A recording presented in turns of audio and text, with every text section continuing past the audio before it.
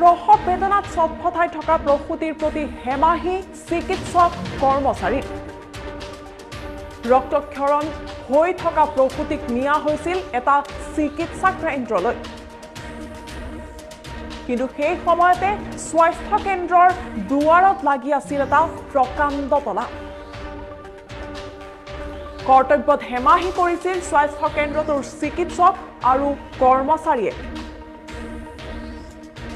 ডিমা হাছাওৰ খেপ্ৰে গাঁৱৰ পৰা সংকটজনক অৱস্থাত লৈ যোৱা হৈছিল প্ৰসূতিগৰাকীক স্বাস্থ্য কেন্দ্ৰটোলৈ আৰু প্ৰসৱ বেদনাত ছটফটাই থকা মহিলাগৰাকীৰ ভিডিঅ' ইতিমধ্যে ভাইৰেল হৈ পৰিছে ছ'চিয়েল মিডিয়াত তদন্তৰ পিছতে চিকিৎসকসহ 9জন কৰ্মচাৰীক নিলম্বন আৰু কৰ্তব্যত হেমাহি কৰিছিল চিকিৎসক আৰু স্বাস্থ্যকৰ্মীয়ে প্ৰসৱ বেদনাত ছটফটাই থকা এগৰাকী প্ৰসূতিয়ে প্ৰতি চিকিৎসক আৰু কৰ্মচাৰীৰ যি হেমাহি দেখিবলৈ পোৱা গ'ল সেই হেমাহিৰ বাবে এনেধৰণে নিলম্বনৰ সন্মুখীন হ'ল চিকিৎসক তথা স্বাস্থ্যকৰ্মী ৰক্তক্ষৰণ হৈ থকা প্ৰসূতিক স্বাস্থ্য কেন্দ্ৰলৈ লৈ যোৱা হৈছিল যদিও স্বাস্থ্য কেন্দ্ৰটোত লাগি আছিল এটা প্ৰকাণ্ড তলা আৰু যাৰ ফলত বৃহৎ সমস্যাৰ সন্মুখীন হৈছিল পৰিয়ালবৰ্গ কৰ্তব্যৰ প্ৰতি হেমাহি কৰিছিল স্বাস্থ্য কেন্দ্ৰটোৰ চিকিৎসক আৰু আনকি কৰ্মচাৰীয়েও তলা মাৰি থোৱা হৈছিল স্বাস্থ্য কেন্দ্ৰত আৰু এই ঘটনা ডিমা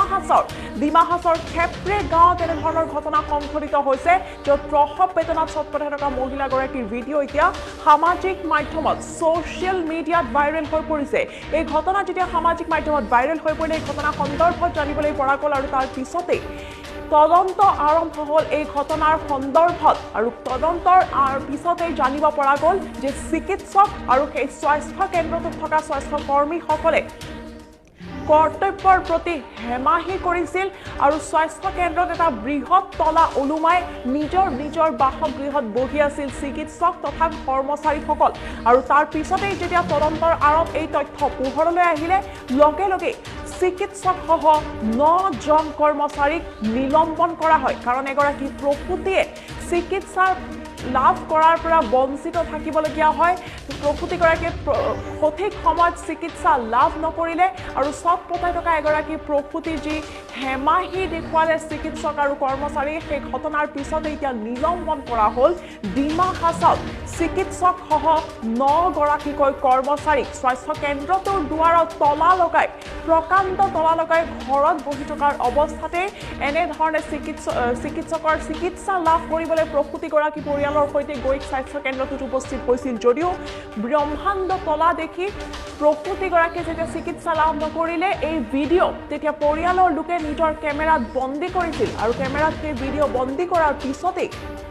সামাজিক মাধ্যমত দ্ৰুত গতিত ভাইৰেল হৈ পৰে ভিডিঅ'টি আৰু এগৰাকী প্ৰসূতিয়ে এনেকৈ স্বাস্থ্য কেন্দ্ৰটোৰ সন্মুখত তলা ওলোমাৰ পিছত যেতিয়া প্ৰসূতিগৰাকীয়ে কষ্টত ছটফটাই থাকে সেই ভিডিঅ'ৰ বিষয়ে বিভিন্নজনে প্ৰশ্ন উত্থাপিত কৰে আৰু সেই প্ৰশ্ন উত্থাপিত হোৱাৰ পিছতে তাৎক্ষণিকভাৱে তদন্ত কৰা হয় এই ঘটনা সন্দৰ্ভত আৰু ডিমা হাছাওৰ খেপ্ৰে গাঁৱত যি স্বাস্থ্য কেন্দ্ৰত সেই তলা ওলোমা ঘটনাৰ তদন্তৰ আঁৰত সকলো তথ্য পোহৰলৈ আহে আৰু কৰ্তব্যত হেমাহি কৰা চিকিৎসক আৰু কৰ্মচাৰীক 9গৰাকীকৈ লোকক নিলম্বন কৰাৰ সিদ্ধান্ত গ্ৰহণ কৰা হয় আৰু যি সেই নিলম্বন কৰিবৰ বাবে যি নোটিছ দিয়া হয় সেই নোটিছখন এই মুহূৰ্তত টাইমিটৰসমূহ দৰ্শকৰ স্ক্ৰীণত দেখুৱাইছোঁ সোঁফালৰ স্ক্ৰীণত দেখুৱাবলৈ চেষ্টা কৰিছোঁ 9গৰাকীকৈ লোকক চিকিৎসকসহ 9গৰাকী কৰ্মচাৰীক নিলম্বন কৰা হয় এনেধৰণে কৰ্তব্যত হেমাহি কৰাৰ ফলতে